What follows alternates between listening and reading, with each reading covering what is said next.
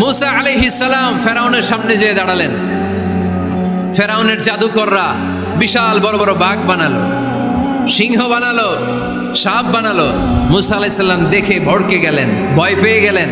আল্লাহ বললেন, মুসা ভয় নাই, তোমার লাঠিটা খালি ফেলো। কি ফেলো? মুসা আলাইহিস সালামকে একটা লাঠি দিছে কে?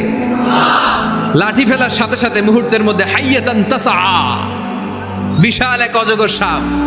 এই বিশাল অজগর সাপ ফেরাউনের জাদুকরদের বানানো সব ভাগ, ভাল্লুক, সিংহ আর সাপগুলো রেখে বিশাল ফানা ধরে আছে। আর সাপ বলতে শুরু করেছে, আর কি আছে নিয়ে আয়। সুবহানাল্লাহ কইতে পারলেন না? এই দৃশ্য দেখার সাথে সাথে ফেরাউনের রাজপ্রাসাদের সামনে যতগুলো জাদুকর ছিল, কোরআন বলে ফাউলকিয়াস সাহারাতু সাজিদিন। এই দৃশ্য দেখা মাত্রই ফেরাউনের নিয়ে আসা বড় বড় জাদুকরগুলো মুসা আলাইহিস সালামের সামনে দাঁড়িয়ে আল্লাহর জন্য সেজদায় লুটিয়ে পড়েছে।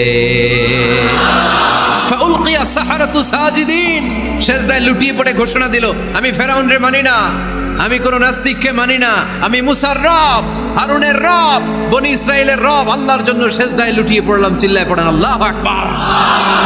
মুহূর্তেই এক সেজদার কারণে তাদের নসিবে হেদায়েত দিয়ে দিয়েছে কে? পৃথিবীর কেউ কাউরে হেদায়েত দিতে পারে? অনেক বাবা ছিল নবী, ছেলের কপালে হেদায়েত নাই, আছে না নাই? অনেক ছেলে ছিল নবী, বাবার কপালে হেদায়েত নাই, আছে না নাই? হেদায়েত দেওয়ার মালিক একজন, চিল্লায় বলেন তিনি কে? একটা সেজদা, একটা সেজদা, একটা সেজদার আদেশকে অমান্য করার কারণে ইবলিস জাহান্নামীদের সর্দার। চিল্লায় বলেন ঠিক কিনা? ও ইযিন কুলনা লিল মালাইকাতি ইসজুদু লিআদম ফাসাজাদু ইল্লা ইবলিস আবা ওয়াস্তাকবারা ওয়া কানা মিনাল কাফিরিন। আল্লাহ বললেন, ও ফেরেশতাকুল সবাই আমার আদেশ মোতাবেক আদমকে সেজদা করো। সবাই সেজদা করলো, একজন ছাড়া, সে কে? আরো জোরে বলেন কি নাম? আবা, অস্বীকার করলো, ওয়াস্তাকবার, অহংকার দেখালো, ওয়া কানা মিনাল কাফিরিন, কাফেরদের অন্তর্ভুক্ত হলো, জাহান্নামীদের সর্দার হলো। কয়টা সেজদার আদেশ? আওয়াজ করে বলেন, কয়টা সেজদার আদেশ অমান্য করছে? সেজদা কয়টা দেয় নাই? আপনি দেন নাই কয়টা? হ্যাঁ, আমরা দেই নাই কয়টা?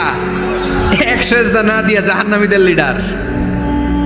আমরা সেজদা মিস করছি কয়টা? কয়টা? মুসলমান সেজদায় লুটিয়ে পড়তে হবে একজনের খুশির জন্য, তিনি কে? তাহলে কোরআনকে যে প্রশ্ন করেছি, কোরআন সব উত্তর দিয়ে ফেললো। কোরআন আমাদেরকে জানিয়ে দিল, তোমরা সবাই আল্লাহর নৈকট্যপ্রাপ্ত বান্দা হতে চাও? কি করে আমরা আল্লাহর কাছের বান্দা হতে পারি? কি করে আমরা আল্লাহ তাআলার নৈকট্য পেতে পারি? এবার কোরআন আমাদেরকে প্রেসক্রিপশন দিচ্ছে, শোনো, তোমরা যদি আল্লাহর নৈকট্যপ্রাপ্ত বান্দা হতে চাও তাহলে সেজদায় লুটিয়ে পড়ো। সুবহানাল্লাহ পড়তে পারলেন না? ওয়াসজুদ ওয়াক্তারিব, ওয়াসজুদ ওয়াক্তারিব। কোরআনের নির্দেশ হচ্ছে সেজদায় লুটিয়ে পড়ো, আল্লাহর নৈকট্য হাসিল করো।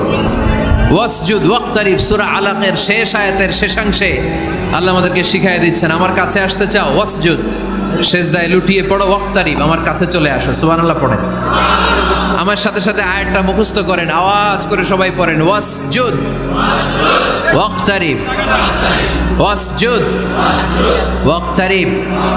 সবাই পড়েন না, ওয়াসজুদ ওয়াক্তারিব। এর মানে হচ্ছে সেজদায় লুটিয়ে পড়ো আর আমার কাছে আসো। Prostrate and be closer to me, সেজদায় লুটিয়ে পড়ো আর আমার কাছে চলে আসো। সহিহ বুখারীর বর্ণনায় আল্লাহর হাবিব সাল্লাল্লাহু আলাইহি ওয়াসাল্লাম বললেন, আকরাবু মা ইয়াকুনুল আবদু মির রাব্বিহি ওয়া হুয়া সাজিদুন ফাআকসিরু ফীহি দুআ। বান্দা যখন সেজদায় লুটিয়ে পড়ে তখন বান্দা আল্লাহ তাআলার সবচেয়ে কাছে চলে যায়। ফাআকসিরু ফীহি দুআ, তাই তোমরা বেশি বেশি দোয়া করো। এজন্য সেজদায় পড়ে কি করবেন? কথা বলেন। বান্দা যখন সেজদায় লুটিয়ে পড়ে বান্দা আল্লাহর সবচাইতে কাছে চলে যায়। এই কথাটা মনে থাকবে আপনাদের সবার। আমরা কখন আল্লাহর সবচেয়ে কাছে যাই? আওয়াজ করে বলেন, যখন আমরা সেজদায় পড়ে থাকি। আপাত দৃষ্টিতে মনে হয় সেজদাটা যখন দেই জায়নামাজের উপরে আমার কপালটা পড়ে, সেজদাটা যখন দেই মসজিদের টাইলসের উপরে আমার সেজদাটা পড়ে, সেজদাটা যখন দেই মনে হয় যে মসজিদের কাপড়ের উপর আমার কপালটা পড়ে, কিন্তু বিশ্বনবী বলেন না, তোমার কপালটা আল্লাহর কুদরতি পায়ের উপরে পড়ে। আকরাবু মা ইয়াকুনুল আবদু মির রাব্বিহি ওয়া হুয়া সাজিদ। বান্দা যখন সেজদায় লুটিয়ে পড়ে, বান্দা আল্লাহর সবচাইতে কাছে চলে যায়। তাহলে কোরআন আমাদেরকে জানালো, যদি আল্লাহর প্রিয় হতে চাও সেজদায় লুটিয়ে পড়ো।